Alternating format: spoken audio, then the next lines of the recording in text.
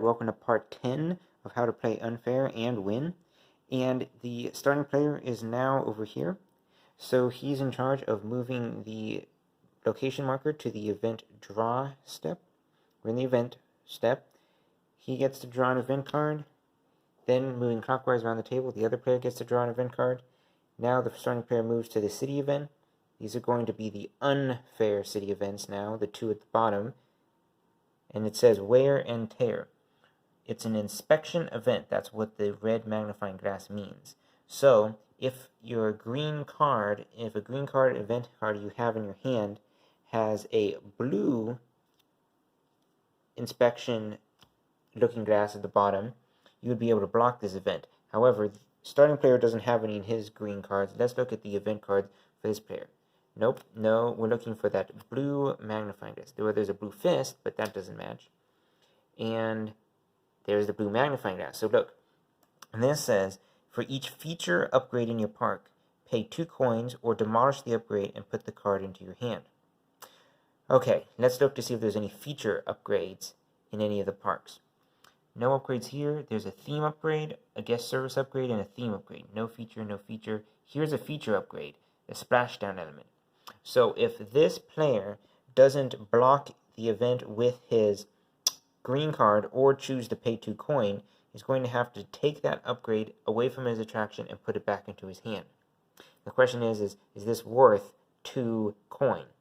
Well, he knows that this would give him an extra park step if he played it normally, played the top half, and he could potentially play the loose change event for that step, which would give him 1, 2, 3, 4, 5 coins. So that's worth more than 2 coin to him. So he'd rather just pay the 2 coin for his feature upgrade and keep it. Now this player, let's see if he has any feature upgrades. Nope, nope, nope. There's a feature upgrade, the Sea Serpent roll, but there's no other feature upgrades. Oh wait, no, there is one. There's one for the splashdown. Now, of course, if he didn't choose to pay for the splashdown, it would just close this attraction because it's a built-in upgrade. You can't separate the built-in upgrade from the attraction itself, and then it would be reopened at the end of the round. But he also realizes he can't block it. So he either has to pay. He's going to pay up. So he's going to go ahead and pay 2 for each feature. And even though that's painful, he still has plenty of money, and he thinks it was a worthwhile investment. Okay, so that's not a good situation, but at least it wasn't horribly detrimental. And the starting player now moves the marker to the event play, and it's his turn to go ahead and play some of his event cards. All right, let's look what he has. He has 2 identical cards. At the top, there's an ability to use an action during the park step in order to draw cards. And when he draws... Oh, I see. When you use an action to draw cards, you may keep all the cards you draw. So normally, during the park step, you pick 2 and you can keep 1 or none. In this case, if he has pinned this event, he can keep both of those cards. That's a good thing. Or in the Caribbean Vacation, is choose a competitor and make all their staff members unavailable. Well, that's tempting as well. But since he has 2 identical cards, he'll play both.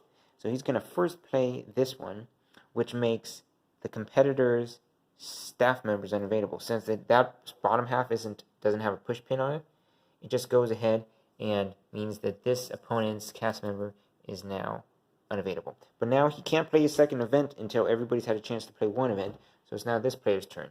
This player is a little bit hurt from getting his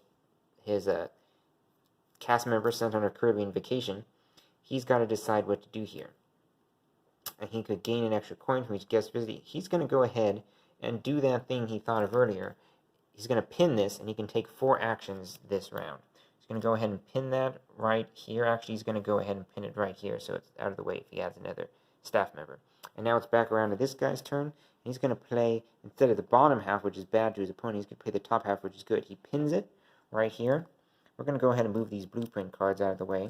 And that means that now, during the rest of the round, if he draws any cards, he can keep all the cards that he draws in his hand.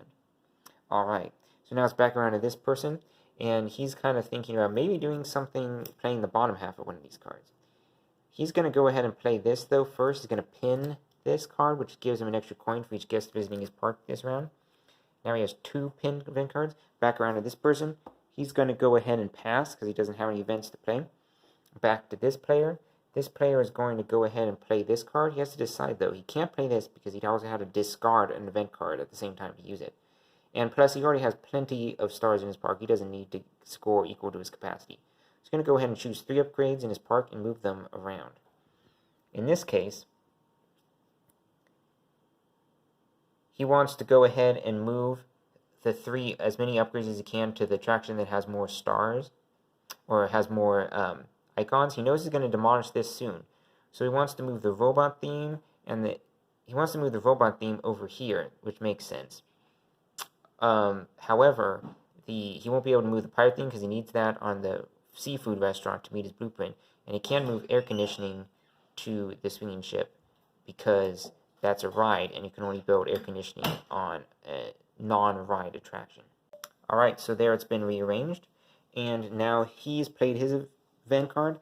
This player passes again. That player finally passes now, and that means that the starting player moves the token to the park step 1. Of course, we're on the second to last round because we're playing with a reduced deck thanks to the first date game changer card. So this player needs to decide what he's going to do. Now, of course, he's going to look at his blueprints again.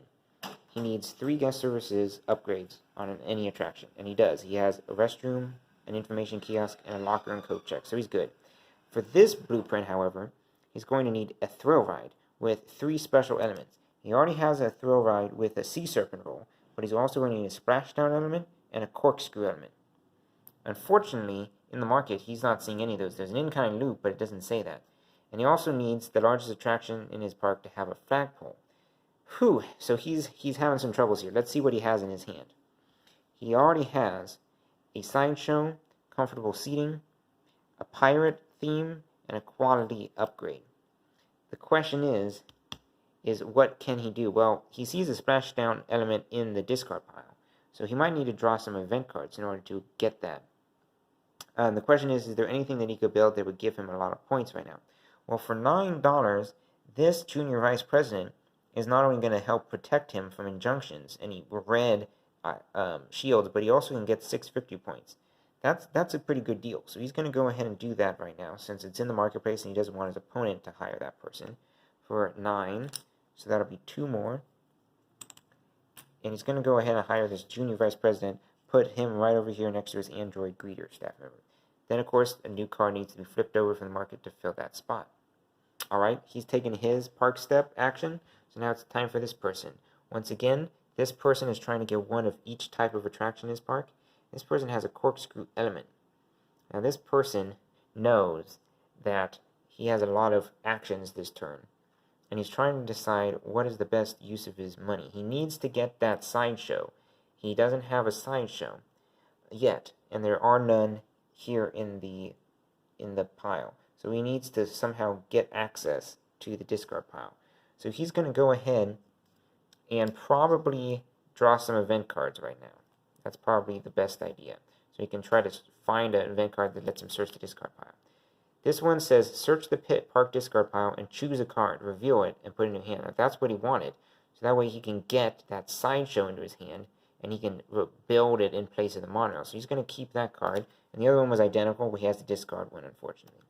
Alright, so now both players have gone. First player moves into the park step 2. It's his turn again. Back over here, the player is trying to get those special cards. He also wants to look through the discard pile, but not for a sideshow. He's looking for those special types of elements. He's looking for a splashdown element and a corkscrew element. So he's going to go ahead and also draw 2 event cards. He's going to see what's in here. This one gives him extra money, protects him from blue fist events. This one lets you close attraction or gain money. He's probably going to go ahead and choose this one because it gives him an option to either earn money or hurt his opponent. He's going to go ahead and keep that one, discard that one. Back to this player. This is his second park step action. Once again, he already is going to be able to find in the discard pile what he's looking for. So he's going to go ahead and probably spend some money now. And he's going to go ahead and build this corkscrew element onto his thrill ride, giving him an extra star and an extra icon for only 6 coin. He can easily afford that. I'm going to go ahead and add that right now. And there we go. This player now is a little bit mad because he needs a corkscrew element to meet one of his blueprints. And this player has just built a corkscrew element onto his thrill ride. So that's where card canting helps a little bit. because you would know how many of each type of element, feature element, are in the deck. And this player knows that there's more than one corkscrew element in the deck, so he's hoping that he can get the other one. Obviously, this player can't build a second corkscrew. This player might be able to steal an upgrade, though, from that player at some point with the right type of event card. So now both players have taken their second Park Step event action, and now it's time for their third Park Step action. This player, of course, is going to go first again, and he's having a bit of a difficulty here. He still doesn't have the ability to search the park deck for the special cards he's looking for. So he needs to decide whether he's just going to keep building things, or whether he's going to go ahead and draw more event cards. This is his last chance to draw an event card, so he's going to try to. However, he can't draw two because there's only one left, so he first needs to completely reshuffle. He's going to draw that one, of course, but he won't look at it until he's reshuffled and drawn the top card from that discard deck. Alright, so the deck has been shuffled. He draws his second card. Now he can peek at these and decide which one to keep. However, he has this pinned power that lets him keep all cards that he drew. So instead of having to keep one and discard the other, he can just keep both of them. This is good because this one says you can build the top card from the park deck immediately in your hand for free, or you can choose an upgrade and demolish it, and then pay to build it in your park immediately. So this gives him ability to steal that corkscrew element from his opponent and build it on his throw ride instead. This one lets him pay half of the normal building price for upgrades as long as he closes the attraction first. And this one lets him demolish quality and theme upgrades from his opponent's park. So he likes both these cards, and he gets to keep them because of his special power. So he puts them right there. Now, of course, it's time for this player to take his third Park Step action. This player doesn't know what's looming on the horizon for him. He doesn't know that his corkscrew element is going to be taken from him next round. So he's just looking at he can't do that, but he's just looking at his situation right here, and he knows the next turn he's probably going to be able to build he's going to find and then build a sideshow. Now, he doesn't want to demolish the monorail quite yet because he still needs the star power this round. So what he's going to do instead is he's going to try to build something from the marketplace. He sees here that there are quite a few different cards available. He could do this, which lets him reopen 2 attractions in your park per turn, but he doesn't feel like his opponent's going to close any of his attractions. So he's thinking he could either build another inclined loop, or he could protect an attraction he already built with a flagpole. It's a tricky situation to think about. He's probably going to go with this because it gives him an extra star. However, let's look at his current star value. 3, 4, 5, 6, 7, 8, 9, 10, 11, 12, 13, 14, 15. Exactly 15. So adding an extra star wouldn't give him any benefit. He's going to build the flagpole. And you notice how there's a ribbon at the bottom and the top of the card? That means you place it so that this text is still visible. It means that you can't add any more upgrades to the attraction. But when an upgrade on the attraction would be demolished, you have to demolish this upgrade instead. He's going to go ahead and pay the 8 coin price to build that. So that way nobody can take anything from that attraction. Put that, and you can see how that just slips right underneath, but still visible.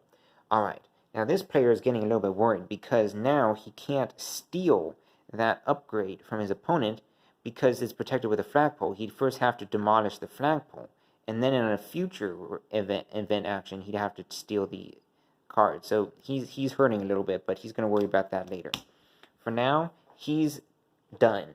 It's back to him, and he doesn't have any ability to take any more actions this round. However, this player pinned this event card, which lets him take that 4th Park Step action.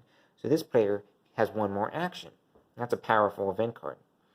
This player, of course, is trying to decide, once again, after flipping this over to fill the hole, am I going to build something? Well, he can't build any more upgrades to his thrill ride because he put a flagpole on it. He'd have to demolish the flagpole first. Is he going to build something? Well, he already is maxed out on star value, so he's going to build something that has 0 stars but gives him an extra icon probably. This would give him an icon. This would give him ending points, and this lets him draw a park card or event card. He's going to go ahead and build the information kiosk for 7 coin, probably onto his food outlet. That makes sense. And then he's going to go ahead and get his change of 3 coin. And by building his information kiosk on his food outlet, he gets to draw a park card or event card. Of course, he's going to go ahead and just draw an event card because those are very powerful. And there we see he's built his information kiosk onto his food outlet. And now he's taken his action from that bonus step, so the starting player moves the marker to the guest step. And since he's the starting player, he's going to count up his stars first. He has 3 on this attraction, 4 on that attraction, makes 7, 8, 9. He has 9 stars in total. He doesn't get any extra stars this round, but he is well within his guest capacity, so he's going to go ahead and take his 9 coin right now. 5, 6, 7, 8, and 9 coin. That goes right there. All right. Does he have any special events during the guest step? No, he does not. So he's done. Now over here, this player, as I said before, he has 1, 4 stars, 5, 6, 7 stars, 8 stars, 10 stars, 11, 12, 13, 14. He has exactly 15 stars. He has a capacity of exactly 15, so he can receive all 15 coins for that. He's maxed out his star value. Over here, though, it says you get 1 extra coin for each guest visiting your park this turn. It's a special pinned action. So he's going to go ahead and get an extra 15 coin for all those guests coming in. All right, that's a pretty good haul. So now the first starting player moves the marker to the cleanup phase, and we again have to do all the instructions here in the cleanup phase. Discard any pinned event cards. Oh, there's lots this turn. He's going to go ahead and discard that one. And then this player has to discard both of these. Now, you may notice that I've put shiny sleeves over these cards. I know that it creates glare under the lighting, but the reason I did that is it protects the cards from fingerprints. It kind of helps prevent them from being bent too much. And it also does a lot to protect the card printing from getting scratched or weathered over time. They're UV resistant plastic sleeves. And it makes the cards a little bit slippery too, so it's a little bit harder to shuffle, but that's okay. Alright, so now that all the pinned event cards have been discarded, we need to go ahead and reopen any closed attractions, which in that case, there are none. Then we go ahead and we clear and refill the market. Of course, we need to first refill the market. We forgot to do that previously. That's why the starting player needs to be on top of it. Then we clear and refill the market. Alright, the market has been cleared and refilled, and this player is pretty excited because he sees there's a sea serpent roll available, but then he remembers that he already has one on his attraction, so now he's a bit disappointed. Alright, and the last step of the cleanup phase is to make sure you discard down to 5 cards in your hand. This player has 1, 2, 3 event cards, but he also has 4, 5, 6, 7 cards because he has 4 additional park cards. So he needs to discard 2 cards somehow, either event cards or park cards, to get down to his 5 limit. Remember, blueprints don't count toward your hand limit. So this player has to make a tough decision. Is he going to discard the sideshow? Is he going to discard the comfortable seating, the quality upgrade, or the theme upgrade? Well, the quality upgrade is a lot of money for very little value, so he's going to go ahead and discard that. That's a no-brainer. The second card that he wants to discard is a little bit more difficult. He would get a star, and this freak show would earn him some extra money, but just 1 extra coin. And we only have 1 more round left in the game, so the value is small. For less money, he could just purchase the cinema that's in the marketplace this round, and it give him the same advantage pretty much. So he's just going to go ahead and discard the freak show because he thinks he can build these upgrades pretty cheaply. Alright, so he's going to go ahead and discard that. Now he's down to 3 event cards plus 2 park cards equals 5 cards. Total hand limit, he's safe.